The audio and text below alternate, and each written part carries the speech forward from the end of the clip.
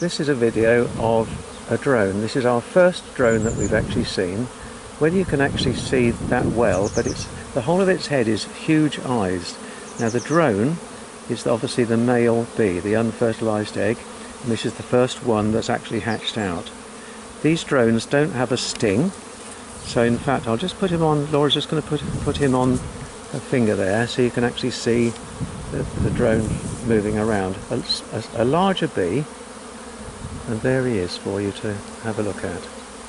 Massive great eyes, but he needs those eyes. He's going to need them for later on when he has served his actual purpose. Now the drone cannot feed itself, so the lady bees, all the worker bees or nurse bees, have to keep the drone fed all the time to keep them alive. Now each hive will produce 200 or 300 of these drones, and their sole purpose is to eventually fertilize the queen or the princess when she's hatched out, and what will happen is that they will fly up into the sky and follow her and chase her, and within a half an hour period she could then be mated with about 25 to 30 of these drone bees. And unfortunately for the drone, the minute that they've mated with the queen, they drop down dead. So that's basically their life cycle finished. Now if they don't have the opportunity to mate with the queen, they will live, unlike the other bees that live 6 weeks, the drone will actually live for the whole period until the end of September and October.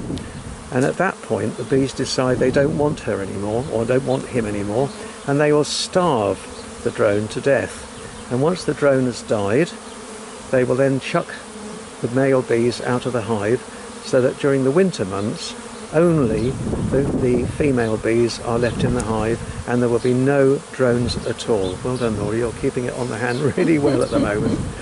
So that's really what happens to the drone. Sole purpose to mate with the queen, and up in the sky there's like a drone highway, and the queen will actually go up into the sky, and she'll be chased by thousands of these drones until she's mated with about 25 to 30 of them.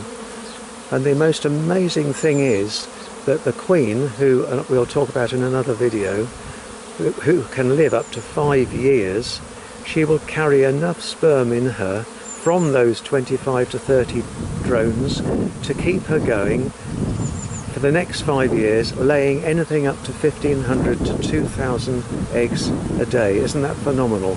And she doesn't have to get mated again. So there we go. That's the brief history on life of a drone bee.